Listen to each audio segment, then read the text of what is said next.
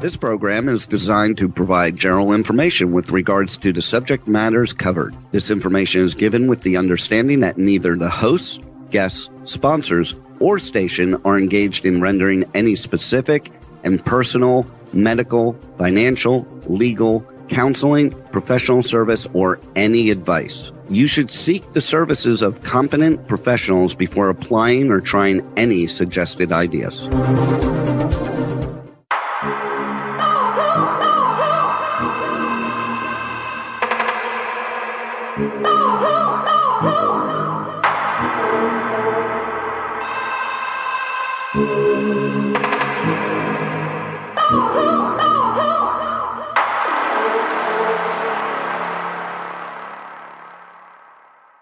Good morning, truth seekers and true crime junkies. Welcome back to another episode of Hit the Road, Jack, Finding the Zodiac. Today we have some exciting news. I want to welcome to the show first Nolan Del Campo and Harriet Suchet. Good morning. Good morning. So you stumbled across an article in the Sacramento Bee that indicated that Donna Lass's skull had been found, correct? Yes, yesterday's Sacramento Bee, page 3. Nice. And I had you send that over to me so we could share with the public. This is very exciting news. It turns out that Donna Lass's skull was recently identified by DNA. The skull had been found in 1986 on Highway 20 at Highway 80. I just want to kind of read over this article real quick with everyone, and then we're going to hop into what that means to this case and how Jack fits into this. It says one Placer County family received closure this holiday season after the Placer County Sheriff's Office connected human remains found near Interstate 80 to a woman who went missing in 1970, once suspected to be killed by the Zodiac killer. Donna Lass, 25, was last seen walking in the South Lake Tahoe area with a young blonde man near an apartment she had rented but never lived in. The registered nurse left behind a new car, bank account, and a large wardrobe. Lass, who worked at a casino in State Line, Nevada, was last seen in September 6, 1970. The South Lake Tahoe Police Department exhausted all leads trying to find Lass, according to a Sacramento Bee newspaper clipping provided by the sheriff's office. In 1986, the Placer County Sheriff's Office found a skull near Highway 20, not far from Interstate 80 in the Camp Spalding area. Deputies and coroners couldn't identify the skull, so it was classified as a Jane Doe. The sheriff's office said in a social media post. The Tahoe Daily Tribune reported many people at the time had the Zodiac killer, the elusive Northern California serial killer, had claimed Lass's life. That's because of a postcard depicting the Sierra Club was sent to the police, and a Christmas card was sent to Lass's sister, according to the newspaper. The Bee newspaper clipping shown by the Placer County Sheriff's Office includes the postcard with the Zodiac killer's signature on it, though that did not appear in the pages of the Bee that day. That infamous calling card is a circle with a cross through it. It was published in the March 26, 1971 edition of the newspaper. Sergeant David Smith, a spokesman for the Placer County Sheriff's Office, said by email that authorities haven't linked Lass's death to the Zodiac killer, who has never been apprehended or identified. It was unclear if the coroner has identified the cause and manner of Lass's death. A cold case team, which includes members of the Sheriff's Office and Placer County District Attorney's Office, dedicated to solving cases with few leads, sent the skull to the State Department Justice in the hopes the DNA technology could provide more answers. Justice officials matched the skull's DNA with the DNA of a Lass family member, the sheriff's office said. Sorry, you guys, this is hard to read. This allowed them to identify the skull as the remains of Donna Lass. The sheriff's office. Yeah. All right. It starts getting so blurry. I will find a better. I know you said you were going to hold on to that clipping for me, so I'll probably get that from you and then post it when it looks better. It. Yeah. Awesome. All right. Let's go on. So they also included the infamous postcard, the Sierra card that we've already discussed and talked about. They also posted another insert of this story, which was in the Sacramento Bee back in, it looks like February 6th of 1971. So very, very interesting that her remains, or at least her skull, they haven't found all her remains, but at least her skull has been found, and they now have closure of some sort. This brings us to the area that the skull was found in. I want everybody to take notice here that she was abducted in this area down in the right-hand corner of South Lake Tahoe. And her remains were found up here at Highway 20, where Highway 20 meets and intersects with Highway 80. That is near a campground called Camp Spalding. This is within 6 miles of Immigrant Gap and Nyack, you guys. Now, I know everybody has heard us talk about Nyack many times.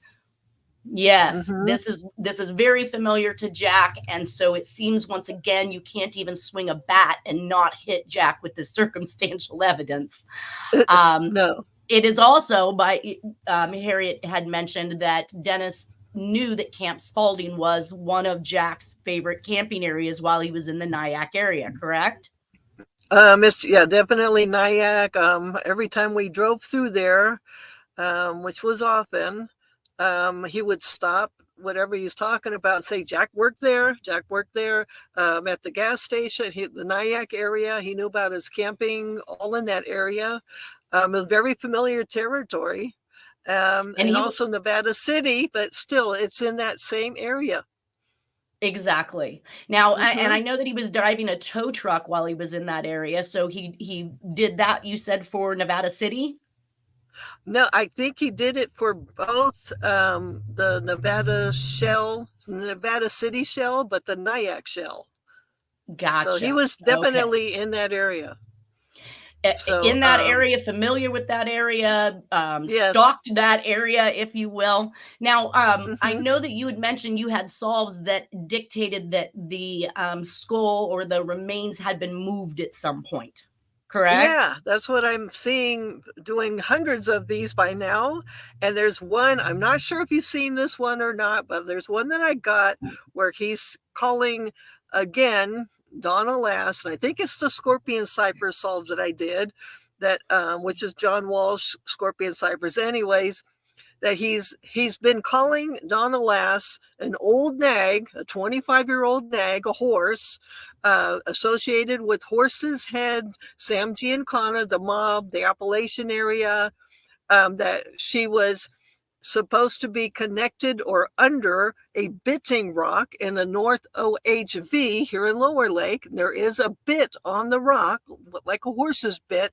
So to make that long story short, I believe that he put a bit in her mouth when he killed her. A horse's head, a horse's bit, because she was the old nag, Sam Giancana's Horse's Head. So anyways, I suppose we'll make some sense out of that when we get there, but everybody can see here how close. I put it up, Nyack versus Camp Spalding. Now remember, Camp Spalding is a couple miles off of the 20, and it was said that she was found at the 20 at the 80 near Camp Spalding, but Camp Spalding is literally less than 8 miles to Nyack. Yeah. And that brings us to Swearingen solve, which we've already discussed, so I'm going to brief it very quickly. He talks about the symbols, and let's cover this, because when Swearingen came to me indicating that he had found Jack's name in the 340 cipher, I believe it was, I put him in touch with Harriet, and so that Harriet could describe the methodology of ciphers and coding that Jack had discussed and shared with Dennis, and Dennis had shared with Harriet, right? Yes. So I even went out and bought the book. Okay. Nice. Is that the new one, or is that his first one? No, this is the one that's it's still recent, but the new one I haven't got. His Bill I solved. I like to see what he got. But anyways. Right. But yeah, it's this all in here and more. So we see that he is pointing to the area that I just showed everybody where she had gone missing from, and he's labeled it as point A, and point A being the point where it takes off and heads up. It looks like Highway 89 into Tahoe City, and then is going to strike to the left and over to that very area next to Boreal that we just discussed, where Donna Lass's skull was found. I don't know if that's a coincidence that Donna Lass is dumped just past Donner Pass. Yeah, I think he was trying to say something. It is kind of crazy. It is, yeah. I don't think you can make this stuff up, but that would simply be one of those coincidences that you have to look at just as a coincidence. But I noticed that when I was looking, there was Donner Lake right there, and then of course you're coming over the Donner Pass when you're entering that area. He then further that route in a reverse way a few years back. Yes, we did. Years back.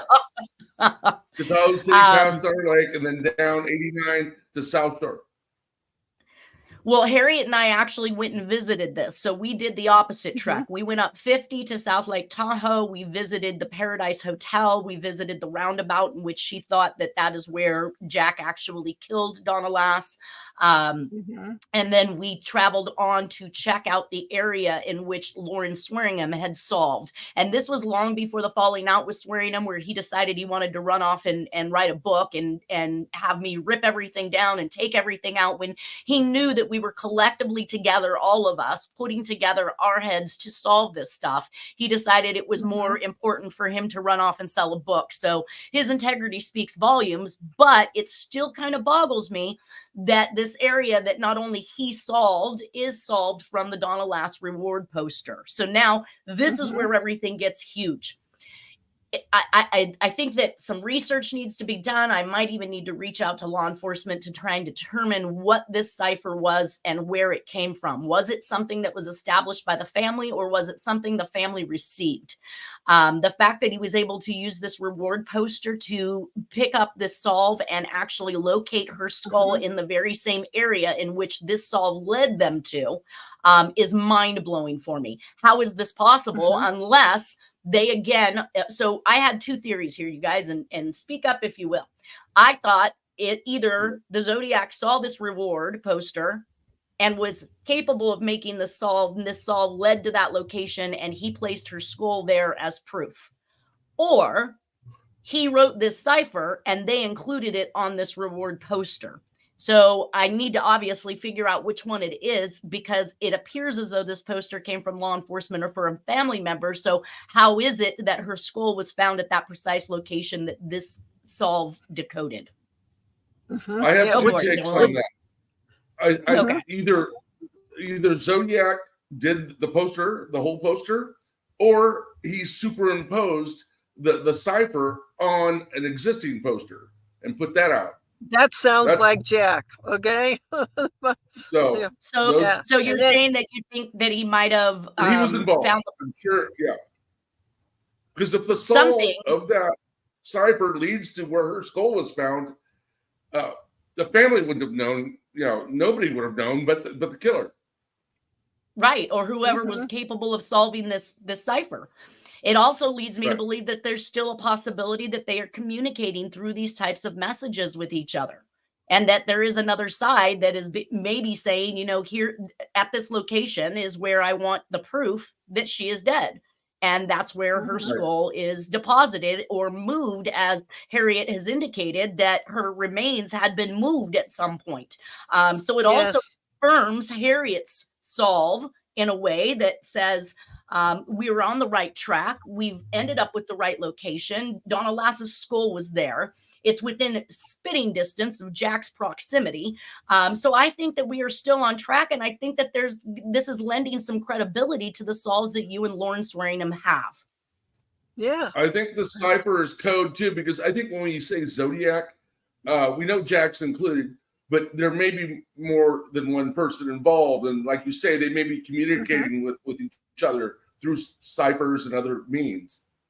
Exactly. Well, and we've seen it happening in the newspaper. I've shown various different degrees of messages that have gone to the Zodiac through the newspapers, including ciphers that led to a phone number called Libra, if everyone remembers that one. So there is definitely something here. And I know that I nearly fell out of my chair when I realized that location was basically the area in which Lauren Swearingham took us to from this poster. Blows my mind. Yeah. All right. So and it was another on Hunt for the Zodiac.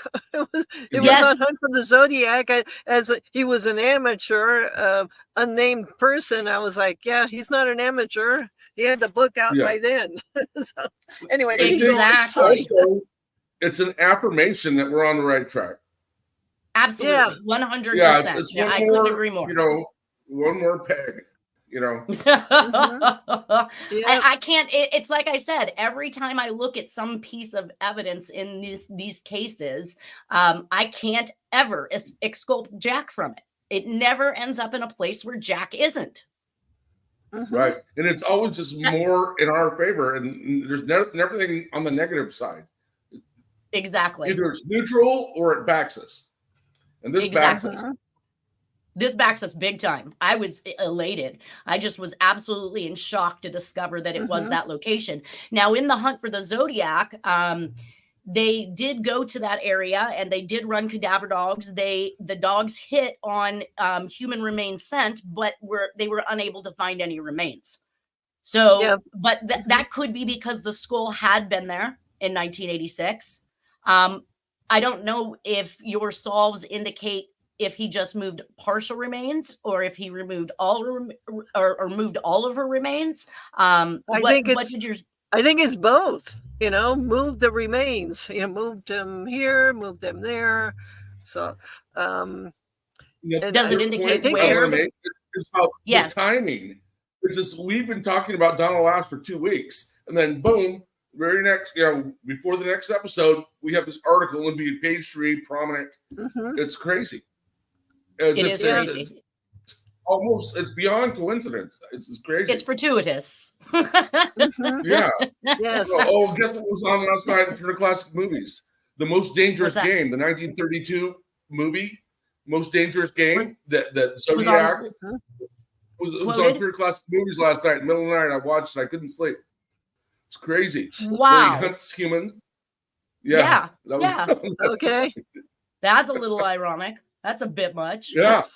Yes. Well, was it on the Disney Channel? No, I'm just kidding. Count Zardoz or whatever his name, Zarkov is the guy's name, and he's an island and he hunts human beings for game. Oh boy. The humans are the most dangerous. I don't think I've ever seen that.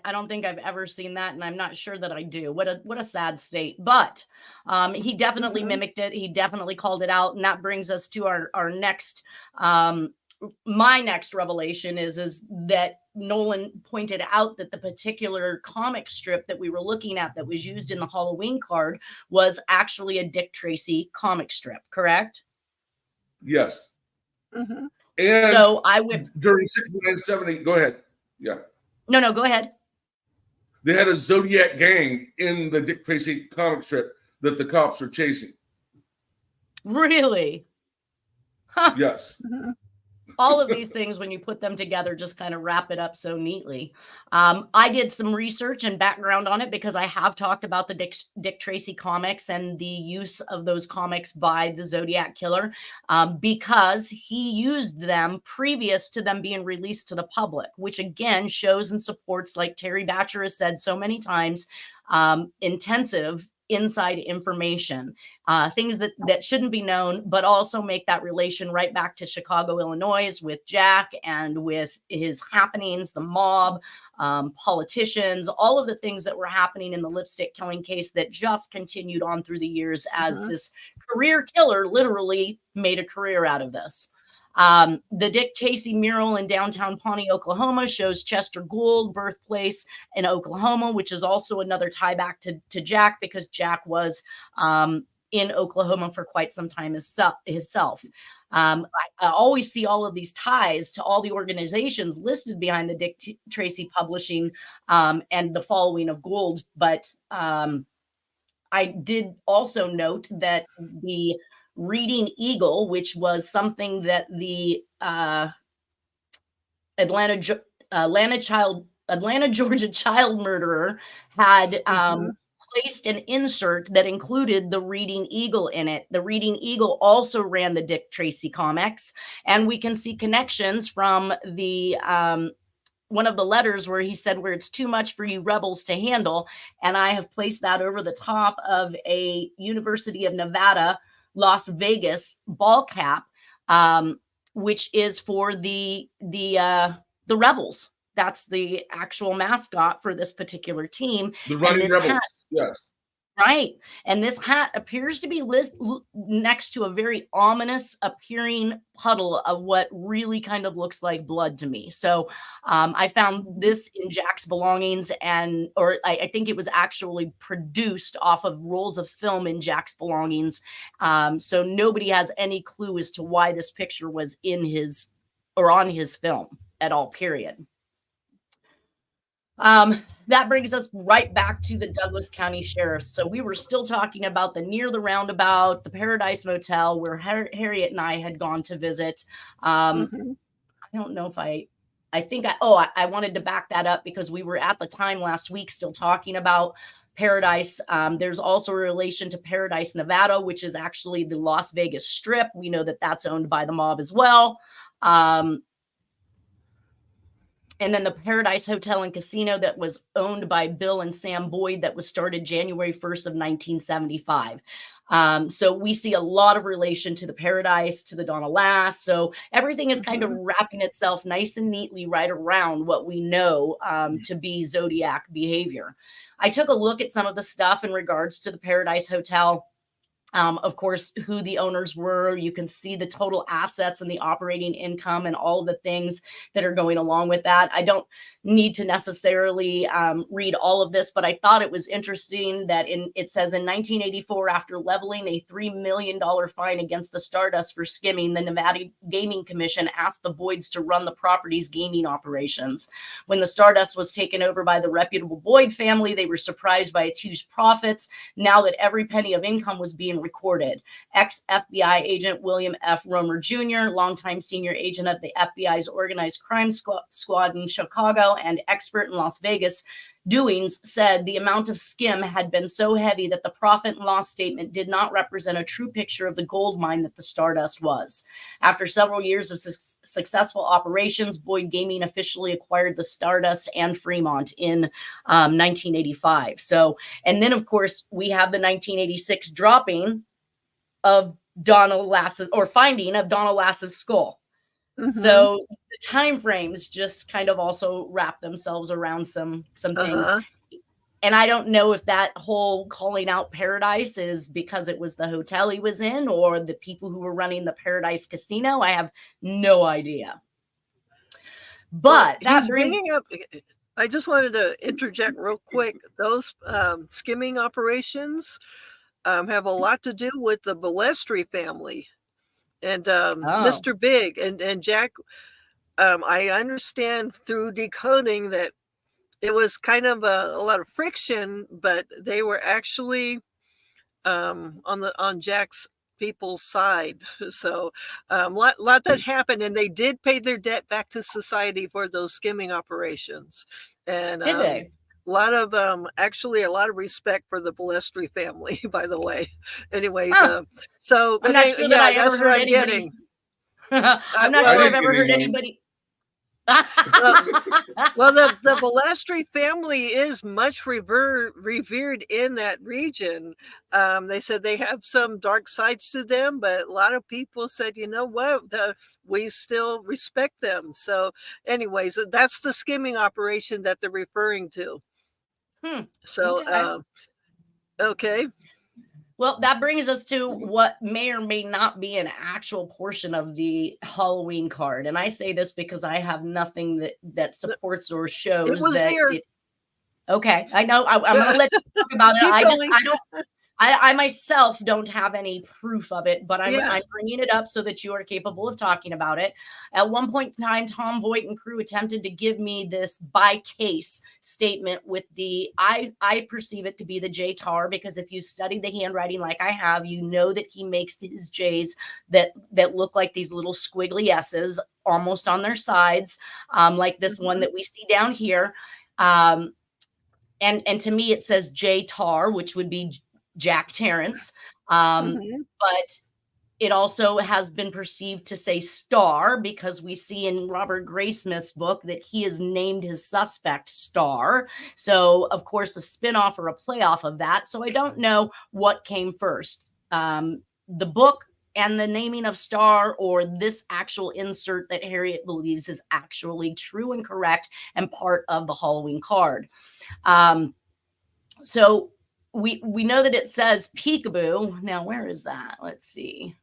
Oh, not peekaboo. But the peekaboo is obviously these eyes all over here. So you're under the impression that this is an actual flap? That's supposed to be a flap, but where the BY KASE went, if you have the envelope, especially one that's from Robert Graysmith's book, where he shows the envelope quite clearly, there was a flap underneath the October 28th section that lifted up, and the BY KASE was under there. Well, let me go see if I have that. It was in puzzle pieces. Let me go see if I have the envelope for that. There it is. Go back. Go back a couple more. I did my best. It's there where it says the Wednesday, October 28th. I wish I got a clearer picture, but you zoom. So right here, there was you lifted it up, and there was BY KASE under there, because my brother recreated that whole thing. Robert Graysmith people showed them at the school he went to how it was done. Oh, so you have inside information that others don't. My brother was studying to be a commercial artist like Robert Graysmith, to do cartoons, to do comics, and that was a big deal at the school he went to, John O'Connell Vocational High School and Technical Institute. So that's why I remember him working on that. And he lifted up, and there was the BY KASE. Now, and KASE, this KASE is actually, I believe, a German cheese. Yeah, it's German for cheese. Boy, just wait until you see the solves I get to send you next week. It's German for cheese. He's hinting something about this. So, right. Well, because later they shuffled off onto us the cheese letter, right? Well, it's supposed to be a fake, but I found it to be from Jack, but it's a Zodiac communication that he's making reference to Gouda and Monterey and all different kinds of cheese. So anyways, we call it the cheese letter because all his references are about cheese. Which is interesting because that would then literally tie back to this particular flap. So I'm finding it hard to believe that they had made this stuff up themselves. But again, now I guess there is information that supports that this is part of the Halloween card. I don't find that there's any true investigative behavior behind what it is that Tom Voigt is doing. He is just directing people in the direction he wants. He's giving the information he wants, and he's selling his agenda. If it's so easy to make this stuff up, then can you imagine what they have taken away in hopes that we won't figure this out? I mean, to me, it speaks volumes that if they're willing to make things up or let us believe they made things up, that they are very well capable of changing things, as you've stated, maybe even the time frames of the letters and things of that nature. The JTAR may very well be evidence that was withheld from the hound. Yeah, that too. An attention hound to waste people's time. Right. Yeah. He was chosen to do what he did. So he's just following an agenda, just like you said. Right. And the JTAR may very well be evidence that was withheld from the public, and now Voigt uses it to disseminate information. But I could see our author autographing his work by all means. Then Voigt followed this with the Monterey cheese letter case, is a European cheese. We just talked about that. But very interesting. Here is an actual interview in regards to, let's see. It says hot garbage. Zodiac expert, they call Tom Voigt, calls bullshit on possible ID of infamous serial killer. Zodiac killer, just the facts. Author Tom Voigt tells us why the new report about Zodiac killer's identity is completely bogus. Rolling Stone spoke to Voigt on Wednesday about the bombshell report and why, in his opinion, it's bullshit. It says, you have been researching the Zodiac killer for 25 years. What got you into the mystery? He said, my father was an investigative reporter in Southern California in the 1960s. He was a reporter for the Los Angeles Herald Examiner. Is that also owned by Hearst, Harriet? At one point it was. At one point, I don't know if it still is, but that was a Hearst paper from what I understand. Okay. Right? Yeah. which was the newspaper that the Black Dahlia Avenger wrote to his letters to. That's what I grew up hearing about and seeing, and all the craziness in Southern California at the time, and the Zodiac was part of that. The heart of their argument is that Post, and this is who they were trying to blame, or they're trying to say that is the Zodiac, was this Post guy. We've already shown how he's not, but that Post maybe killed this possible Zodiac victim, Sherry Jo Bates. Do you think that Bates was killed by the Zodiac? He said, Voigt says, I do believe so. The original task force in November 1969, the Zodiac detectives and the Riverside police got together, had a meeting, and determined through sharing evidence that Zodiac was absolutely responsible for the murder. That's what they determined, and that's what I believe. I'm glad. Now, if you had to put your money on one... Yeah, I agree, yeah. What's that? One quick question. That's one point that Voigt is right on. Yes, that Zodiac is responsible for Sherry Jo Bates. But even now, right now, today, right now, what's that? Question on that? On Black Dahlia Avenger, does that mean he's avenging the death of Black Dahlia, or he just because there were several other women murdered after Elizabeth Short, or does Black Dahlia want a victim of the same murderer or group of murderers? No, Jack splinters off then. So he's an avenger. He's avenging what got into that, what got her killed. And they splinter off. And, so. No, because he was, Jack knew Elizabeth Short in Illinois and followed her, or I don't know if he followed her, but they both came out to LA at the same time. Yes. And then she died within a year after that. Right. They were visiting the Bill Hiron's trial in the lipstick case in 1946. And then by January 1947, she was dead. So it says, if you had to put your money on one suspect, who would it be? Voigt says, Richard Gaikowski is my best bet. If I was an employer looking to hire the Zodiac, he'd probably have the most impressive resume in my eyes. I cannot find anything that has an impressiveness for this man. But the reality is that Alan is the suspect you just can't quit. I just can't. Who is Richard Gaikowski? I've never heard of him. He actually produced, I think, some type of a play or movie or something in San Francisco, right, Harriet? I think so. It's very minimal. It's hardly nothing to show that Gaikowski is it. It wasn't something. What's that? I talked about him at some point in time during the podcast and showed how he could be excluded. Number one, he's not a match to the composite. He's far too tall, far too skinny. He looks nothing like the Zodiac's composite. And he was also gay. So what I read was his obituary that was written by his former lover, who talked about all of the things that he had done. So here's another person who's, in the, I call Hollyweird stuff. He's out there making movies, doing things, obviously, or clearly too busy to be running around killing people and creating all this havoc.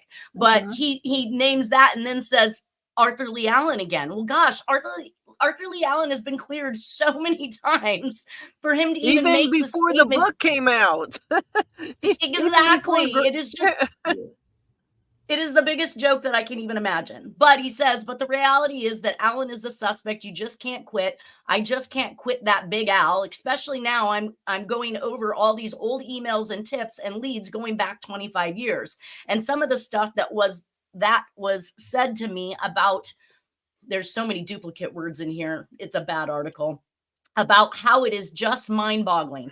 Yeah, if he wasn't the Zodiac, he might be responsible for some other murders. Why do you think Fox News picked up the story? They asked, and he said it was probably some overnight intern that didn't read the press release carefully, didn't realize it was just a publicity thing, and threw it in the news feed.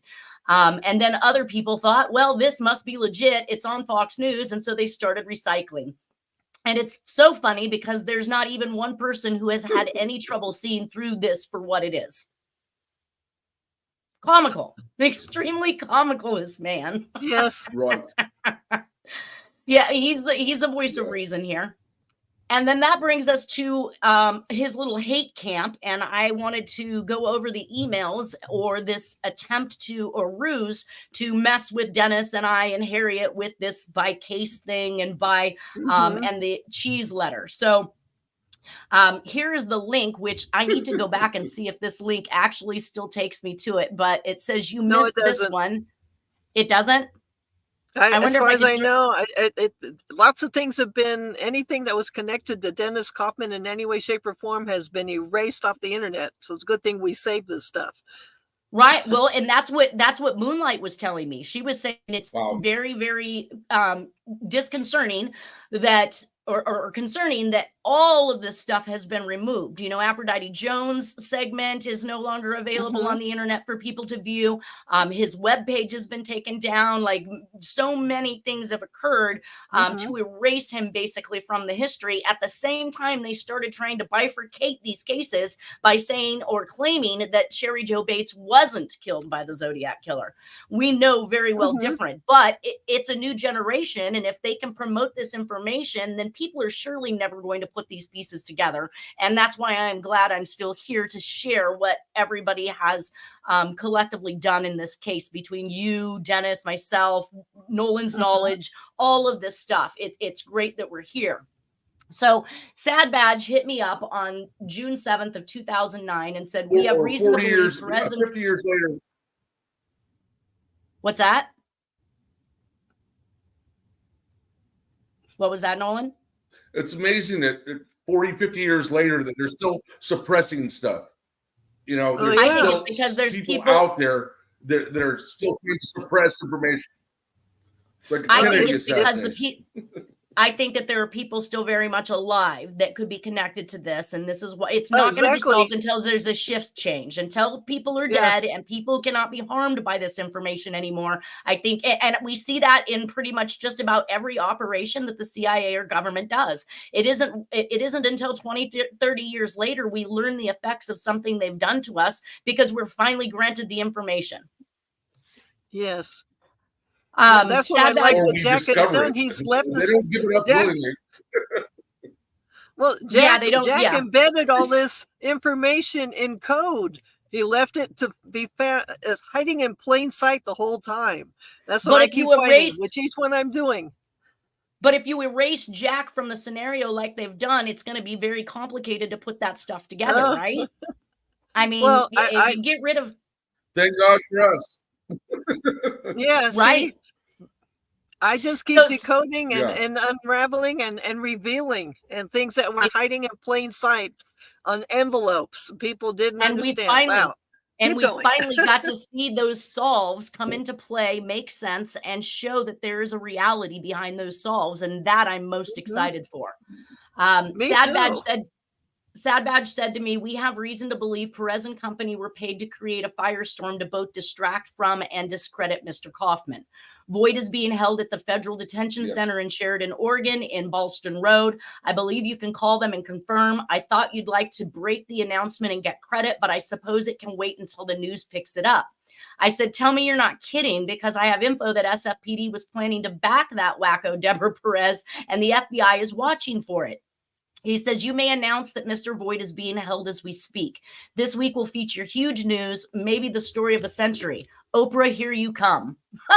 It isn't me that solved this. I wish people could understand. I only put the information together in chronological order to be able to show and support that Jack is the best suspect. Dennis solved this. Dennis figured this out, not me. Dennis had the right suspect. Deborah Perez was a farce, too. Oh, absolutely. She was backed by my own mentor who tried to keep me from coming to my opinion or expressing my opinion on the news. He was going to do a book and a documentary about her. It was a complete farce. And yet the farce was extended to SFPD giving hundreds of hours to her story. Testing glasses, testing key, everything that was found to be false and negative, and they came out later. And it's like I said, they come out with this huge publicity release that goes across all the news stations that we've got the suspect. And then when they find out it's false, you get a 3-second blurb somewhere that they've been excluded, and they are not. So nobody, half of America, never even hears that 3-second blurb where they turn around and say the person was false. Yeah, wasting time and taxpayer money. Absolutely. The interrogation, Sad Badge sent me another email on June 7th saying the interrogation facilities are second to none. Why would I give you such specific info if I was being deceptive? In any event, if you don't believe me, I'm sure you'll watch it on the news. I never saw it on the news, guys. I never saw that the FBI was holding Voigt or was questioning him. So I said the center you referred to is a prison, not an FBI detention center. Are you messing with me? And that's when he responded that they were interrogation facilities. I don't know the truth of it. I'm sure I could have called, but I would have just gotten the runaround. Nobody would have answered my call, let alone any information in regards to them having Tom Voigt. Why would Tom Voigt be? Yeah, why? It doesn't make sense. They were saying because of the farce of Deborah Perez. Oh, okay. And wasn't that backed by Mel Belli's people too? Even the Belli is now deceased. The attorney that represented her was her spokesperson was the disbarred partner, I think, of F. Lee Bailey or Melvin Belli, one of the two. I think it was F. Lee Bailey, but F. Lee Bailey was related to Melvin Belli. The circle gets even wider, obviously, when crooked. Right, and my mentor, who was backing the Deborah Perez farce, also worked with Tom Voigt on America's Most Wanted with John Walsh. So we can see the neat little, I mean, it just doesn't get any more obvious as to who is doing what and is behind the misconception and misinformation or disinformation that we're being given. And gained notoriety. Make a real quick point. In the Boston Strangler case, he represented DeSalvo. And DeSalvo may or may not have been Boston Strangler. I don't think he was. But later in Sirhan's notebook, the name DeSalvo appears over and over. Anyway, just a little aside there. Yeah, MK Ultra stuff. MK Ultra. I think, DeSalvo. I think MK Ultra crap. He was the guy that was convicted in the Boston Strangler murders, and F. Lee Bailey was his lawyer. He got him to basically cop a plea, and he brought in doctors, mental doctors, to hypnotize them and things like that. There's a lot of hypnosis, MK Ultra, that type of thing going on back then. Gotcha. And then Sirhan is talking about him in his own same thing. journal. For some reason, in his notebook, the name DeSalvo appears over and over, along with Kennedy must die, blah blah blah. This repetitive writing in his notebook. Weird. Well, we also had, let's see. So Sad Badge tells me on June 10th of 2009, I would prefer to communicate through the message board so there's a public record in the event something happens to me. Perhaps you could start a new thread called Sad Badge. I'll be in touch soon, which I did. I created the Sad Badge thread so you can go to my message board and you can actively see the communications and conversations that we were having. I sent to him an email that said, investigative reporter journalist Larry Garrison comes forward to support the evidence that Guy Hendrickson is the Zodiac killer.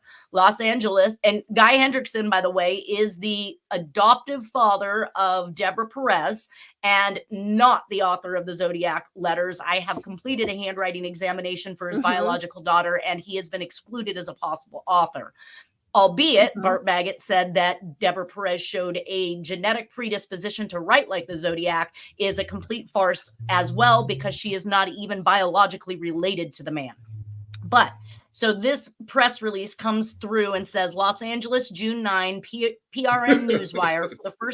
For the first time in 25 years, the San Francisco Police Department will call in a key potential witness for questioning to identify the Zodiac killer officially. Deborah Perez has been called in by Lieutenant Michael Staskos, badge number 724 of the SFPD Homicide Unit. Date to appear is June 17, 2009. She will be questioned about her father, Guy Ward Hendrickson. The nation's top forensic experts have endorsed her handwriting, psychological, and DNA evidence showing participation in the Zodiac killings. Her evidence was recently turned over to Lieutenant Staskos of SFPD. What a joke.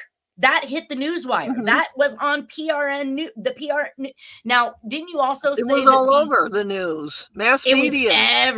it hit so hard, and that's because just a week earlier, or maybe a month earlier, I had released the opinion that Jack Terrence had wrote the letters.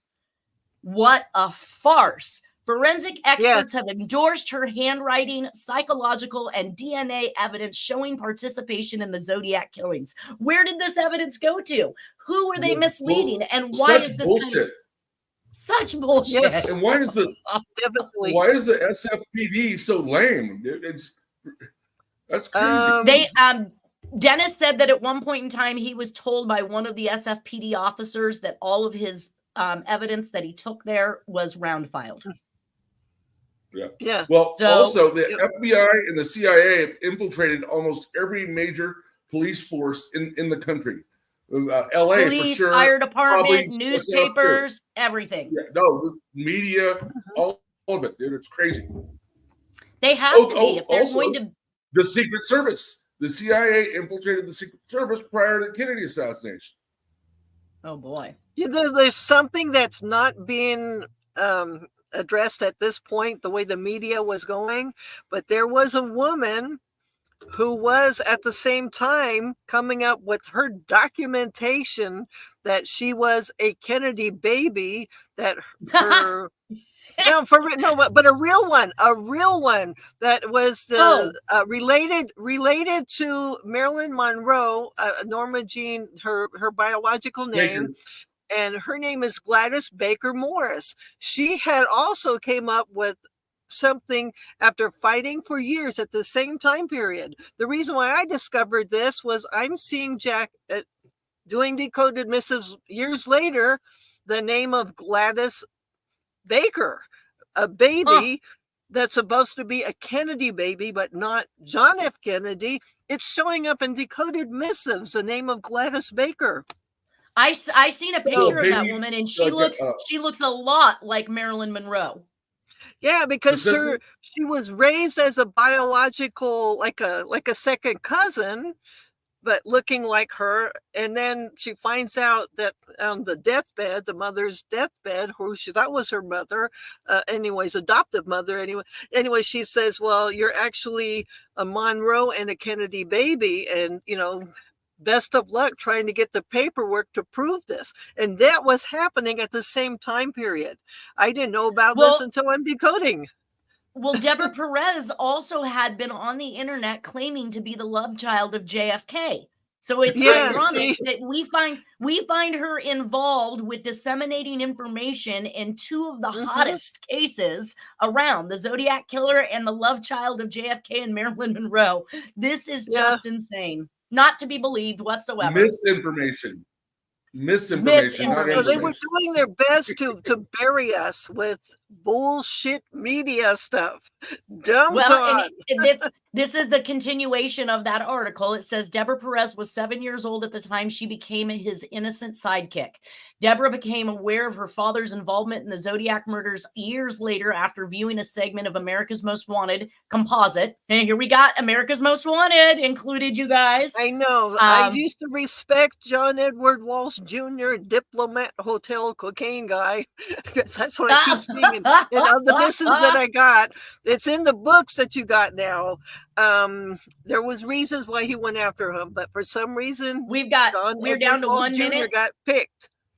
We're down to 1 minute. Sorry. So no, that's okay. Minute. I just want to give us that timer. We're down to 1 minute. So I'll finish off these articles and everything next week. But I want to, if you have anything really quick to say before we let everybody go, I want to wish everyone a happy new year. Thank you for being here. Thank you for supporting the podcast. It's been another amazing year.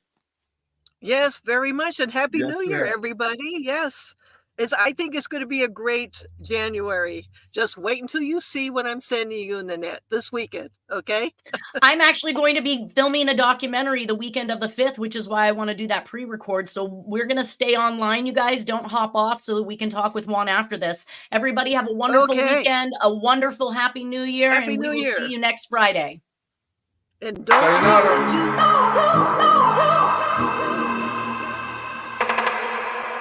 Oh, oh, oh, oh.